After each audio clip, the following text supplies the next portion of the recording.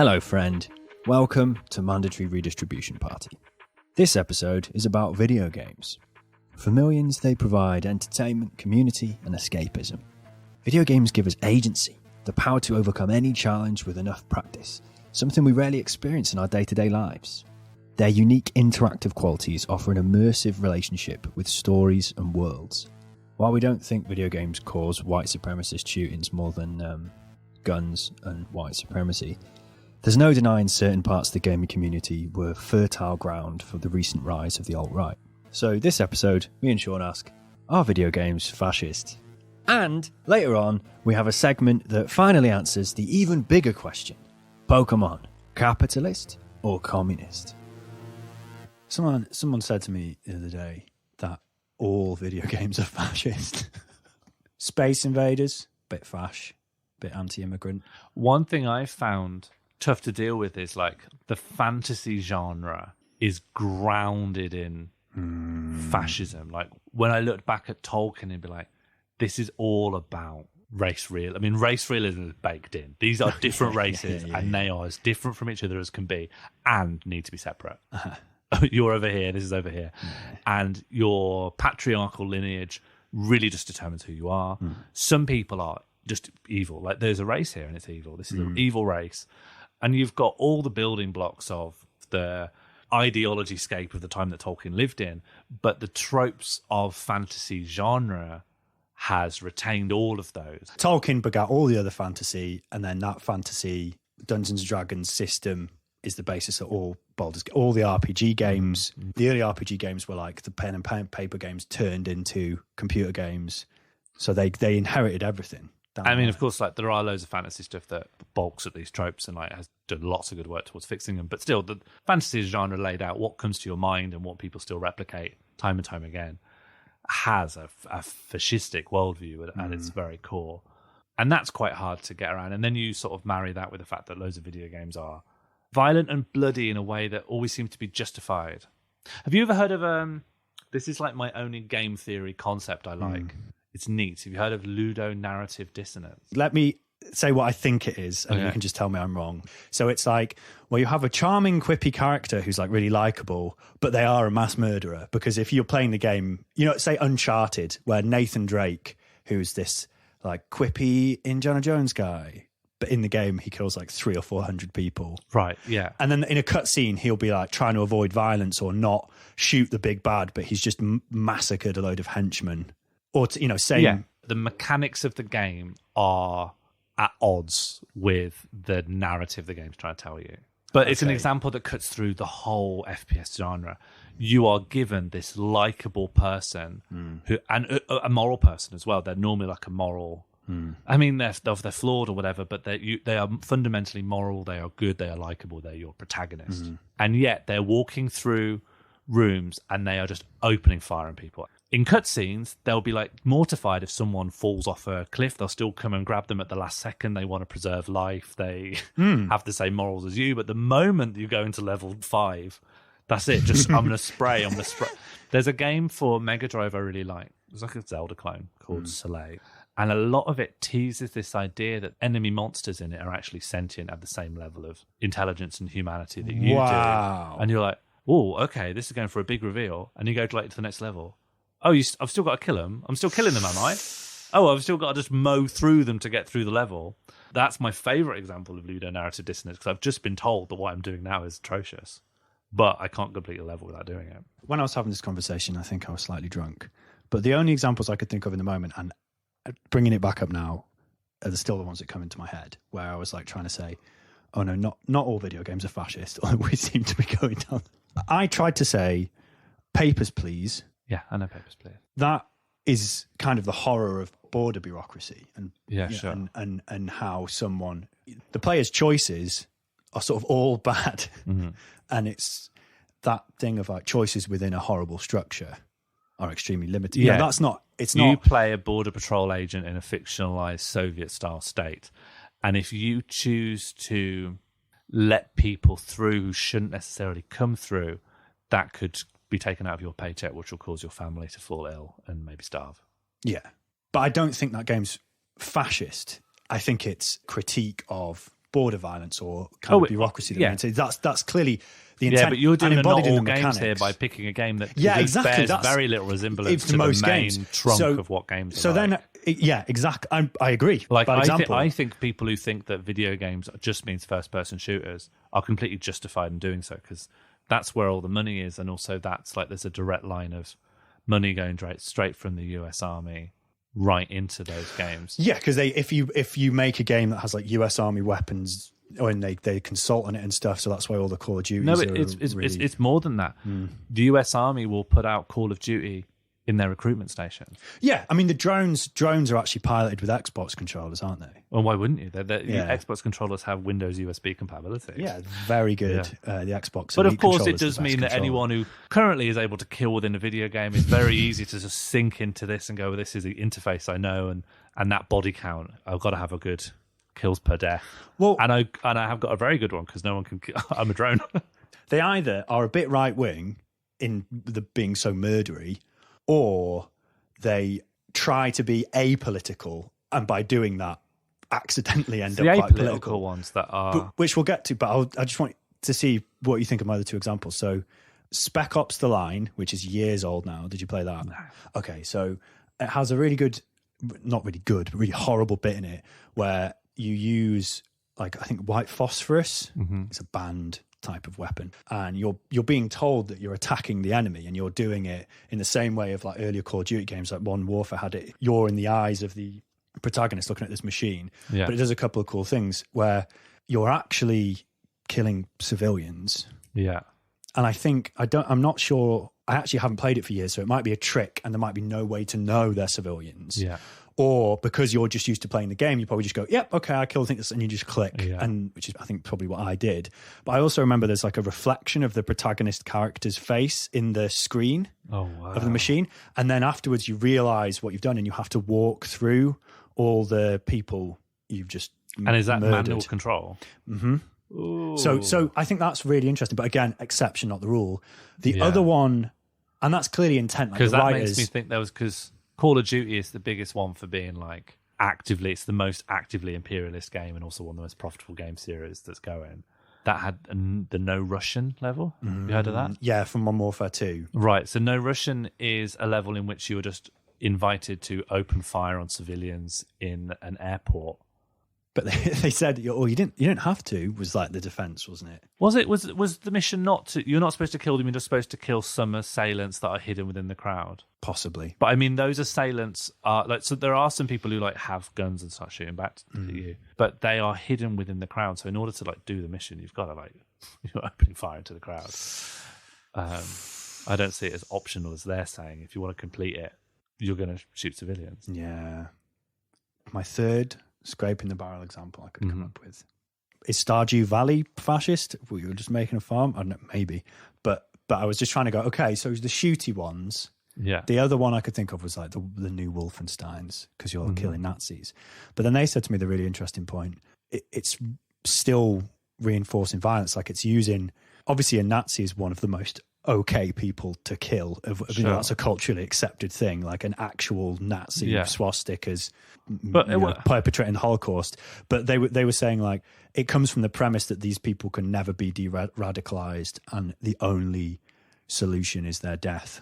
Well, hang on. So they were saying. So I gave them an example of a game where you murder fascists as like, well, that's not fascist because you're killing the Nazis, and they came back to me with, yeah, but actually it is still kind of is though, because I'm getting really confused here, because regardless of my own beliefs, I don't think the idea that Nazis can't be de-radicalized and therefore they need to be exterminated, I don't think that's a right-wing belief. There's been loads of historical political violence on the left. Yeah, violence on the far left has been one of the historically chosen options by loads of leftist groups. Oh, I think the person I was probably talking to would just use fascist universally to mean authoritarians. So they'd probably say Stalin and Lenin. Oh, they say Stalin. Not like horseshoe, just like authoritarian libertarian. So not the classic liberal horseshoe of Stalin and Hitler are exactly the same. The other one of going, well, they're both deeply authoritarian, which has more legitimacy to it, I think. Yeah. It's not complete galaxy brain. And I think there's a few legitimate understandings of what fascism means, and that some of those can apply to Stalin. Yeah.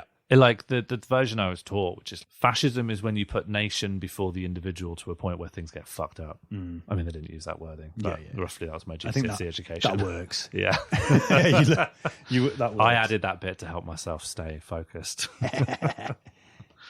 Is violence inherently fascist? I don't know. And I don't like, because we've all gone through the Nazi punching debate. There's a difference between milkshaking someone or even punching someone and shooting them through the brain.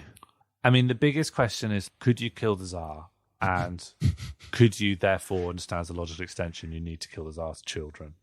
Because the Tsar question is like, okay. Well, the Tsar question is, could you take the life of a leader who was like responsible? Like, because the Tsar actively ordered open fire on people. The Tsar was a murderer.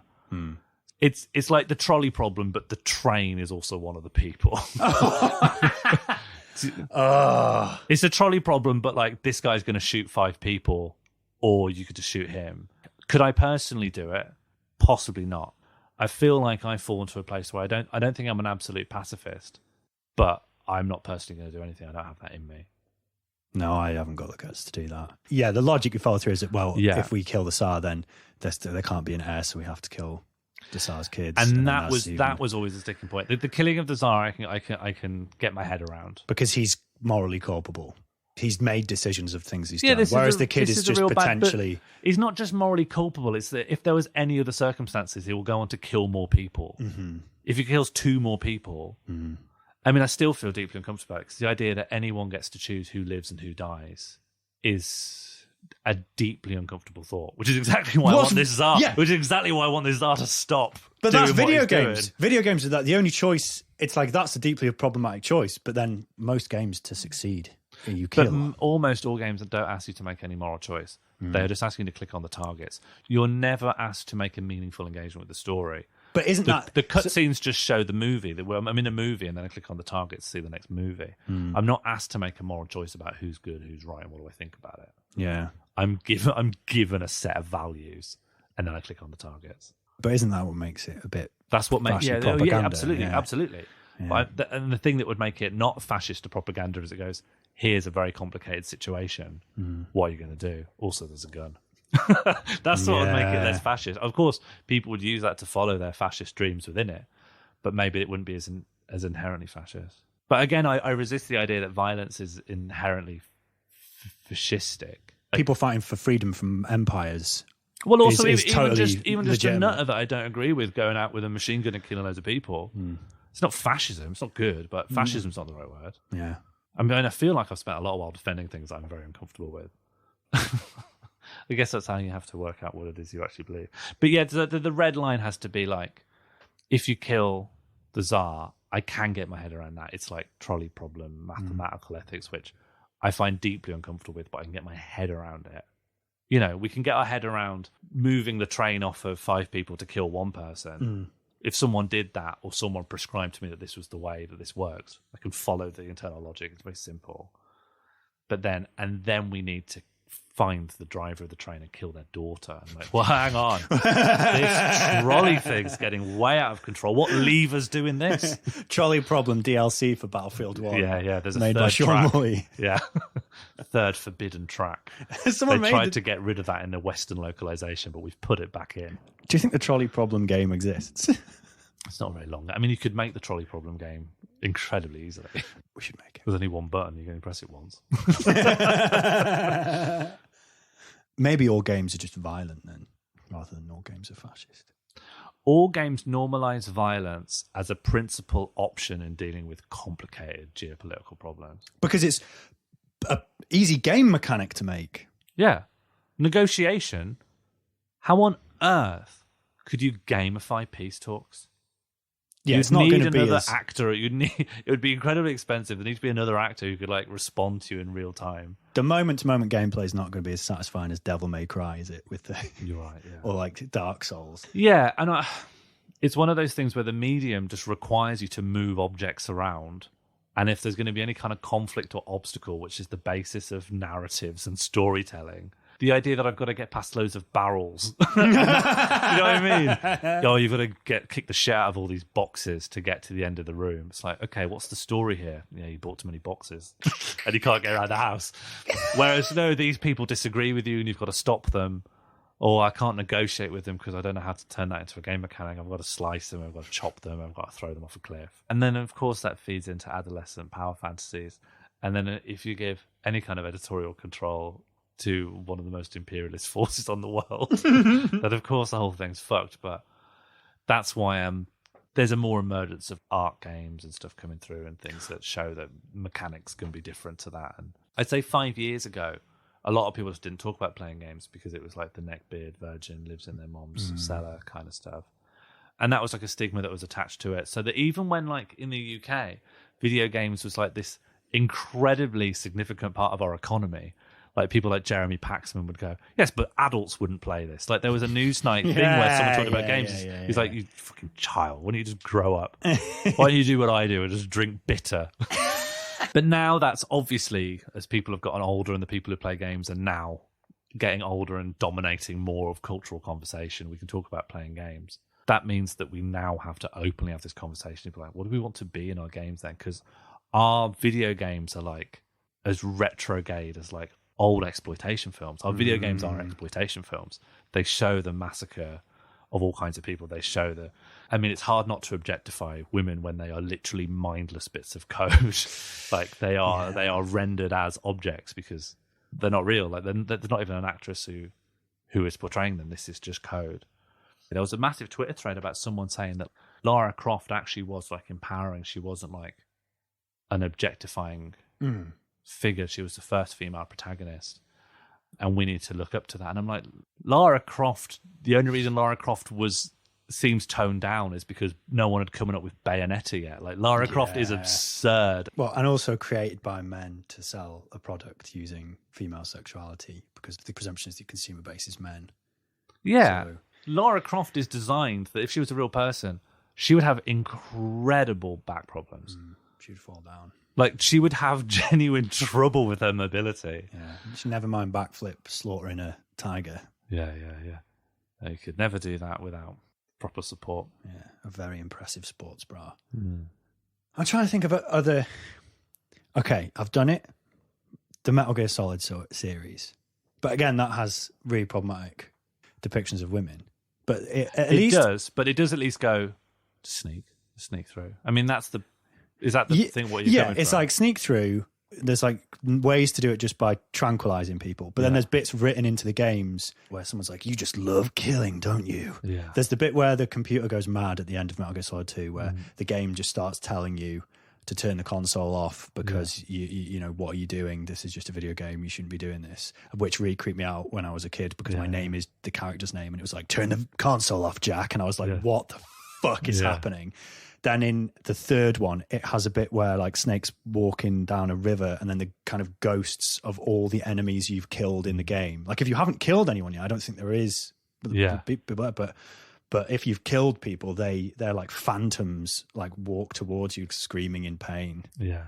That's a violent video game that's existed since the 90s that's trying to say, maybe this is a bit more complicated. And it's also an incredibly revered video game. I really think people want that. That's all they want is a good game. Critical acclaim, and they've all sold millions of copies. But he's also, I mean, Hideo Kojima's like the David Lynch of computer games. He's an outlier, isn't he? Sure.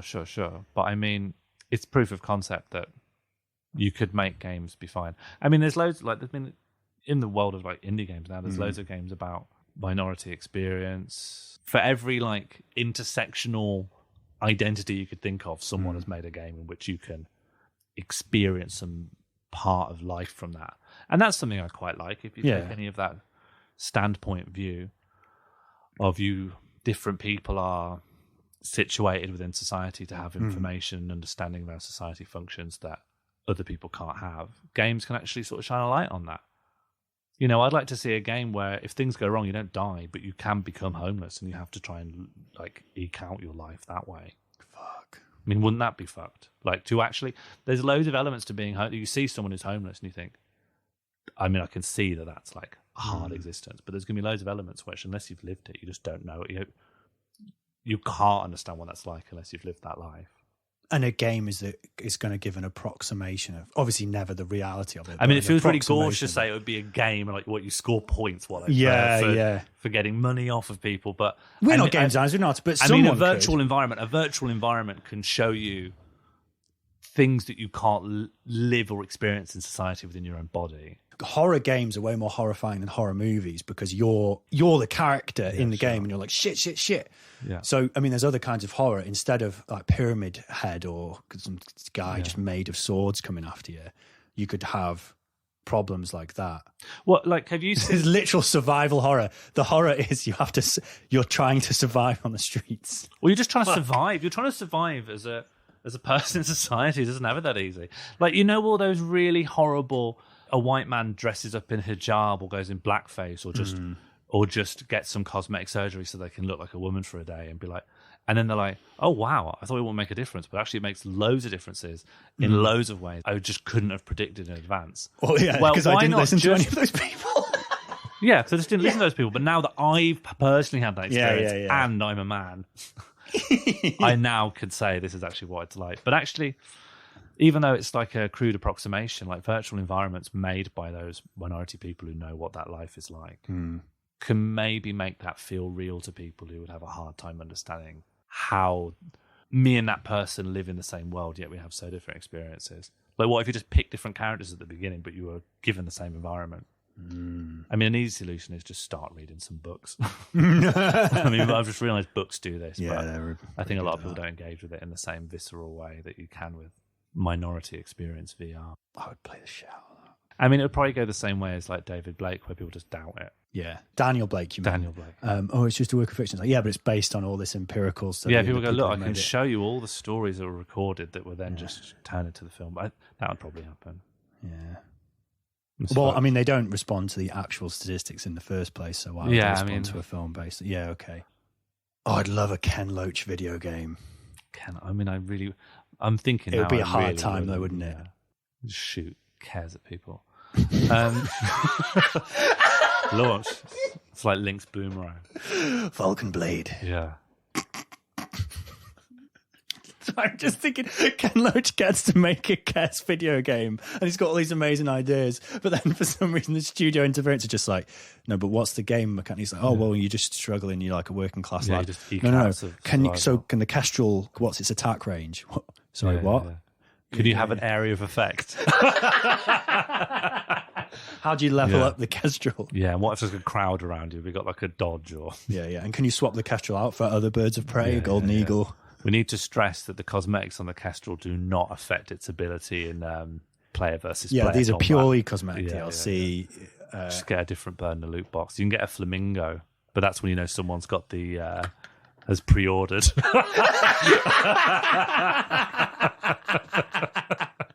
You see someone walking around the server with a flamingo and it's like, no, I won't mess with him. He's been here since the start. Ken Loach has to walk on stage at E3 with a flamingo on his arm. A live flamingo. Here's what you can get. The crowd's going wild. Definitive edition. It's 70 quid and you get an actual full-size flamingo. Oh, wow. There's also the controller. And your level in the game is directly linked to the flamingo's heart rate, so you have to keep it alive. Yeah. But then the only thing that's left is there's one stat just called poverty. Yeah, that's nice. That's your level is concession. Poverty. Yeah. That's the only concession to Ken. There should be a game where like your level is linked to your poverty, and so you only level up by getting worse, and it's just called Race to the Bottom.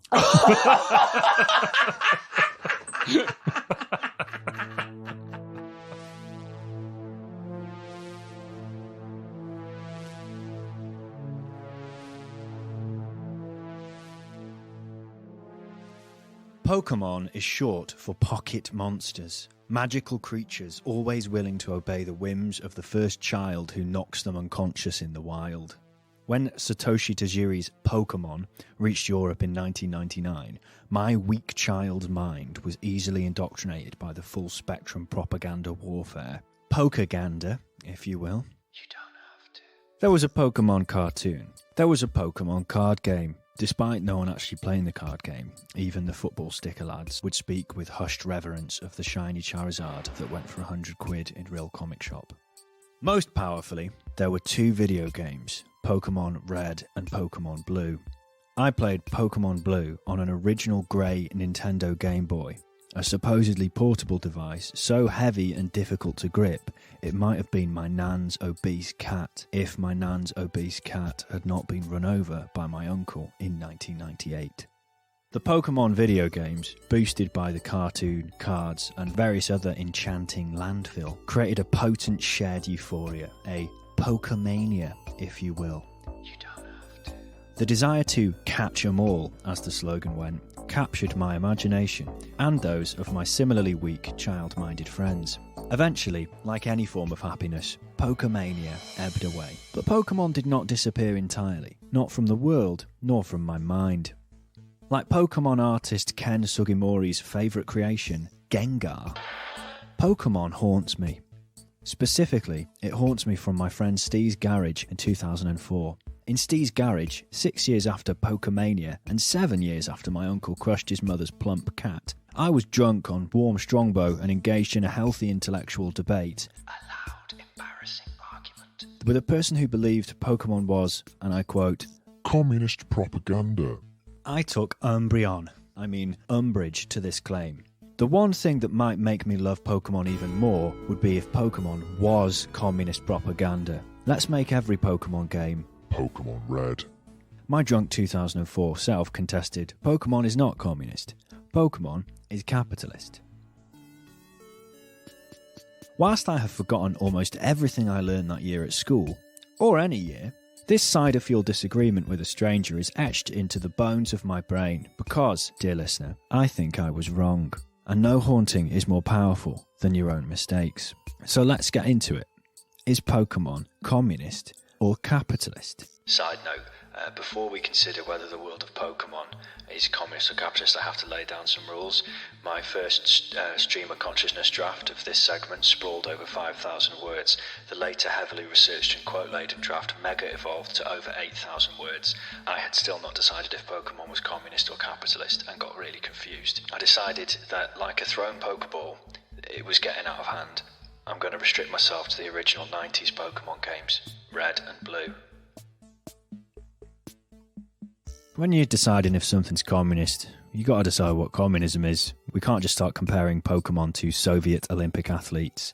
Forcibly pumped full of performance-enhancing drugs and undergoing rigorous training to defeat others in physical competition. We're deciding whether Pokemon was communist, not the Soviet Union. So what is communism? Briefly, communism is a system of social organisation in which property is owned collectively by the people, and each person contributes and receives according to their ability and needs. This principle was most clearly articulated by Karl Marx in his 1875 critique of the Gotha program. I've never known how to pronounce that. From each according to his ability, to each according to his needs, said Karl. Explore the entirety of the Pokemon games, and you will find that poverty seems to have been eradicated. Not only are there no homeless people in the Pokemon world, there are no slums or low-quality housing of any sort. Could housing be provided according to need rather than wealth? Rent extraction to property owners is a major feature of class society that the Pokemon world seems to have transcended. In the entire script of the Pokemon games Red and Blue, there is not a single mention of the word rent or mortgage. There are, however, 20 appearances of the word bill. But they don't refer to a bill of money owed for goods or services, but a character in the game called Bill. Even healthcare is provided based on needs in Pokemon centres in almost every town. Returning to Bill, he brings us to the nature of work in the Pokemon world. Bill is a Pokemon researcher, widely respected as a talented inventor of the Pokemon storage system. People, including Bill himself, lovingly refer to him as a Pokemaniac because of his large collection of Pokemon. Bill is just one of many who devote their labour to learning, to improving the world or following their interests. The majority of workers don't seem to be motivated by wages or profit. One of the few examples of work in Pokemon that doesn't adhere to that would be the shopkeepers in Pokemarts. But we're never shown whether this is definitely wage labour. They might just be doing it because they love the Pokemart or serving their community. Even then, they are the exception rather than the rule. The need to sell labour power to an employer, to rent your body and mind in order to survive, is a defining feature of capitalism. Wage labour is not just absent in the Pokemon world, it seems alien to their social values. There are no banks in the Pokemon world, no landlords, quite possibly no capitalist class at all. The vast majority of people you encounter in the Pokemon world, from bug catchers to hikers, are engaged in what under capitalism would be defined as leisure. Labour in the Pokemon world doesn't seem to be driven by market forces. It's not about maximising profit, and there seems to be much greater freedom in how people spend their time. Alongside the absence of poverty, rent extraction or wage labour, the Pokemon world has other communist characteristics. The world of Pokemon seems to be a world without law enforcement, without borders, without the state. The world is divided not into nations, but borderless regions which anyone can move freely across. There are no visible administrative apparatus or government buildings, no prisons, no police stations, no courthouses. All the states that have existed that have styled themselves as communist in our real world have been exactly that. States with defined borders and authoritarian governments. The world of Pokemon seems to have unchained itself from these repressive institutions. The withering away of the state Has long been a communist objective. Engels wrote that the society which organises production anew on the basis of free and equal association of the producers will put the whole state machinery where it will then belong, into the Museum of Antiquities, next to the spinning wheel and the bronze axe. in the world of Pokemon, there does seem to be no state. However, there is a group in the Pokemon world that aspires to very uncommunist things. Team Rocket. They seek to monopolise violence and assert dominance over others. There are two appearances of the word Profit. in the Pokemon games, both in a slogan in Team Rocket's hideout. Steal Pokemon for profit. Exploit Pokemon for profit. As part of the plot, there's these ancient Pokemon fossils that ordinary people see as valuable in themselves, but Team Rocket want to steal them and sell them for profit. They want to turn them into commodities. Team Rocket are definitely not communist. Their objectives are a caricature of capitalism. But the thing is, they're depicted as morally abhorrent. They're the villains in the game, the baddies. Their desire for profit, then, is a transgression from the norms of the seemingly anti-capitalist Pokemon world. Also, despite their threat and their own use of violence, their existence isn't used to justify a police force or a state. The cops don't take out Team Rocket. A child vigilante does. So, the Pokemon world is one that seems to adhere to the communist maxim of from each according to their ability, to each according to their needs. Wage labour, profit and rent seems absent. The state seems to have withered away. Perhaps my opponent in Steve's garage back in 2004 was correct. Pokemon is communist propaganda. Maybe that's why everyone under 35 is a communist. Except the ones who are fascists. But we have to go deeper. We got to pull a Diglett out of the dirt and see what's underneath. There's a lot about the Pokemon world which, rather than communist, seems like generically utopian or even dystopian. Kids roam free at age 10 with no fear of creeps. There seems to be no illness of any kind, like no disease, not even a broken bone. Sure, there's free healthcare, but only actually for Pokemon. We don't see humans using the Pokemon Center. It's called the Pokemon Center. This raises some questions. Is human illness just totally absent from this world? Is everyone immortal? Do they all stay the same age? What's going on? You hardly ever see old people, but loads of kids. Is there some sort of unspoken cull? If you add up all the cities and towns, like the entire population of the Kanto region, the total amount of people in Pokemon Red and Blue is 391. But where is everyone? If you get this and then combine it with the cultural obsession with leveling up, meritocratic battles and evolution, the ideology of the Pokemon world might actually be eugenics. Or social Darwinism. Or, maybe there was a nuclear apocalypse that mutated all the animals into Pokemon and wiped out all but the most powerful humans. Who knows? A fundamental goal of communists is collective ownership of the means of production and workers' self-management. Authoritarian socialist states think because their government is called communist, they represent the workers, and therefore state ownership of the economy makes it communist. I'm not so sure about this. But as we see no state apparatus in the Pokemon world, it doesn't follow that kind of communism. At the same time, we definitely don't see much evidence of collective ownership of the means of production or worker democracy, despite the agency of individual workers. There's also money. Like, if there's money in the Pokemon world, this suggests that goods and services are not given and taken according to ability and need, but markets. Whoever has more money to spend determines production and distribution. This isn't very communist. But then the existence of money is just one aspect of the Pokemon economy. The poke economy, if you will. You don't have to. Let's address the Donphan in the room, or the Snorlax in the room, or the Wailord in the room. Pokemon are slaves. Oh, what a new idea. The Pokemon world is not capitalist, it is a slave society. Like ancient Rome, slavery is even worse than wage labour, and wage labour is one of the defining features of capitalism. It's how most work is undertaken. Although obviously the kidnapping and enslavement of millions of Africans was pretty important to capitalism's early development. Sure, human society in the Pokemon world is a utopia. Any slave society is a utopia for the masters, in the same way capitalism is a utopia for, I don't know, Alan Sugar. We've just been looking at the ruling class, the Pokemon masters, blind to the suffering of the working Pokemon they exploit. The Poketariat, if you will. Although that doesn't really make sense, because proletariat means the working class. It's not just any exploited class. There's a counter to this argument. Pokemon can't be slaves because Pokemon aren't human. Pokemon are animals. They're part of nature, a resource. If a Miltank is a slave, so is a cow. If a Torchic is a slave, so is a chicken. Almost every vaguely left person I've met is somewhere on the vegan spectrum. But mainstream socialist thought historically hasn't had much focus on animal rights. We've all come across that person that says things like, I actually kind of prefer animals to humans. Every now and then some American billionaire shoots an endangered rhino and you get to see the two waves of comments. Wave 1. Sympathy for the dead animal, usually with suggestions the killer should be hunted themselves. Wave 2.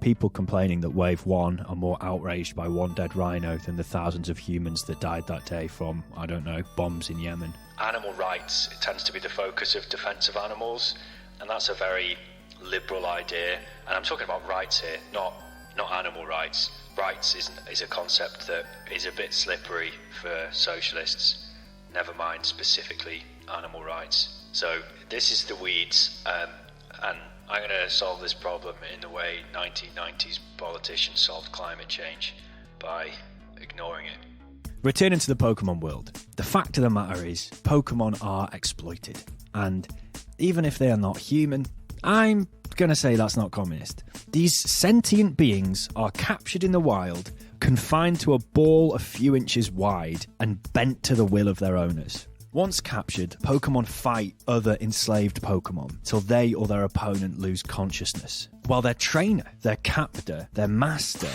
maybe as young as 10, earns money and respect for their efforts, the Pokemon gets nothing.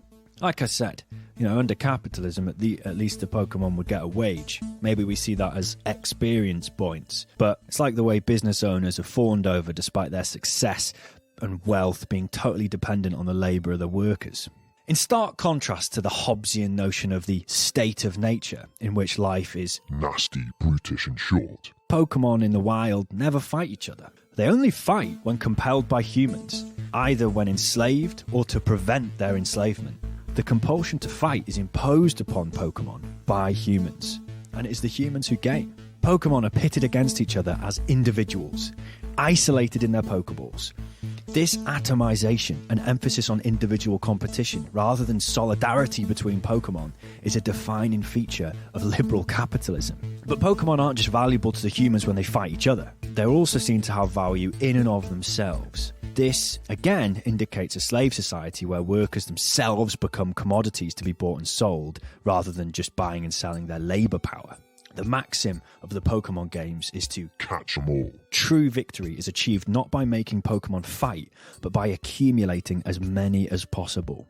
Only 6 of 151 Pokemon can be carried by the player at any time. The rest must exist in a computer system designed by Bill, a digital dungeon where it's not clear if the Pokemon are even permitted consciousness. These Pokemon can be traded with other trainers in the game or with other real-world players, or they can be added to the player's party to fight. They either exist as a commodity, or their labour is used to increase the wealth and status of their human master. The class divide between Pokemon and their masters is never addressed. Despite wild Pokemon fiercely resisting capture and enslavement, their servitude is depicted as both natural and good. Humans, from random NPCs to key characters, regularly talk about how much they love their Pokemon. this is creepy, and this love isn't reflected in the game mechanics at all. Obviously, there's no love button, but things you do that might represent love in the game, like what comes closest to it, aren't that. Yeah, you can feed your Pokemon candy, but that just levels them up so they become stronger fighters. Yeah, you can heal them when they're hurt, but that's just so they can fight again for you. Like Grimly, it's not just the humans, the ruling class of the Pokemon world, who have bought into this, but the Pokemon themselves. We see no evidence of resistance or organisation, largely because of measures in place to prevent this. Pokemon are kept isolated, and when they're not, they have to fight each other. This is because Pokemon society is dominated by the ideology of the ruling class. Once they are successfully captured, Pokemon seem to have no consciousness of their exploitation. It's hard to measure because they don't have much freedom to do so. But this is a useful thing to think about. So consciousness, in the Marxist sense, refers to a class's ability to politically identify and assert its will. The closest thing to resistance we get from a captured Pokemon is that they'll disobey their trainer if they are too high a level. But they'll obey again if the trainer has enough gym badges, so they just need someone really powerful to repress them. But generally, Pokemon obey. They fight each other rather than rising up against their true enemy, the trainer class. Pokemon might be victims of false consciousness. Engels used the term false consciousness to describe how the ideology of a ruling class is embodied willfully by a subordinate class. Unfortunately, restricting ourselves to the games in which Pokemon can only communicate with terrifying digital screeches, we cannot really know their thoughts. Right up to now, we've looked at things from the perspective of the human and Pokemon inhabitants of the world, from the ruling class and the underclass. For humans, the Pokemon world does have some communist elements. You know, things communists might be enthusiastic about. The state seems to have withered away, borders are nowhere to be seen, workers aren't compelled to sell their labour power to survive, and people are encouraged to pursue their interests rather than simply profit. Poverty seems to have been eradicated. So it looks good for the humans, but then we've said from a Pokemon's perspective, the world is one of enslavement and violence. Pokemon desperately resist their capture by the human ruling class. They are prevented from rising up by imprisonment in individual Pokeballs, only released to fight against other Pokemon with whom they should have solidarity. Instead, they act in service of the ruling class, their true enemy, who claims to love them. So let's take a different perspective. Instead of the humans or the Pokemon, let's consider the perspective of ourselves, the player. As the player of Pokemon Red or Blue, you are never encouraged to question the exploitation of Pokemon. You can either adopt the values of the ruling class or turn off the game, or play it really badly and just talk to people, impale it down. The narrative is about competition and meritocracy. It follows the struggle to become the best, which is super bourgeois, liberal, and also kind of fash. Even among the humans, there's little solidarity or collective goals other than the shared goal of enslaving Pokemon and fighting them against each other. Exploiting the labour of others for your own gain, pitting the exploited against others of their class. This isn't just capitalist, it's an aspect of any class society. Ancient Greece, feudal France, take your pick. But the other aspect of this game is accumulation. Taking Pokemon from the wild and placing them in a new way of being. Now this part's pretty capitalist. In your quest to catch them all, you as the player are engaged in what Marx called primitive accumulation. Primitive accumulation is the process by which things that exist outside capitalism, like Pokemon chilling out in the tall grass, are transformed and brought into capitalism, like when Pokemon are captured and made to work to generate profit for their masters. In Capital, Marx writes, "The discovery of gold and silver in America, the extirpation, enslavement and entombment in mines of the Aboriginal population, the beginning of the conquest and looting of the East Indies, the turning of Africa into a warren for the commercial hunting of blacks, signalled the rosy dawn of the era of capitalist production. These idyllic proceedings are the chief moments of primitive accumulation." That's what you spend a lot of your time doing in Pokemon. Liberalism, which is the core ideology of capitalism based on individual rights, including the right to private property, thinks primitive accumulation's pretty great. Liberals like Locke and Bentham and Malthus think that making everything part of the market is good, because people treat things better if it has a market value. Leaving Pokemon to their own devices, by this logic, would actually be irresponsible because only a human master can realise their true value, their market value. So, to wrap up, is Pokémon capitalist or communist? Well, it's definitely not communist, but I don't think it's capitalist either. So not only was 2004 drunk me wrong, so was my 2004 conversation enemy. Who knew? Pokémon has some communist elements for the humans, sure, and it also has some capitalist elements, but a lot of the latter are seen in other class societies. But given that primitive accumulation and the whole catch-em-all thing, I'd say the closest real-world thing to Pokémon would be the transition from feudalism to capitalism. If I'm being really honest, I don't think we can answer this at all without deciding if exploiting Pokémon, which are basically magical animals, is the same as exploiting humans. Don't ask me that one. Ask the RSPCA, the revolutionary socialists for Pokémon, communism, and arguing.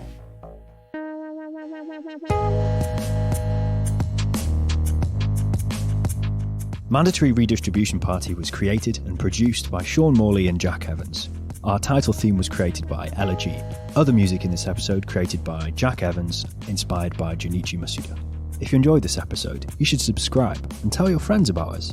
You know, presumably they trust your recommendations and have similar tastes to you. So you're doing them a favour. Good luck.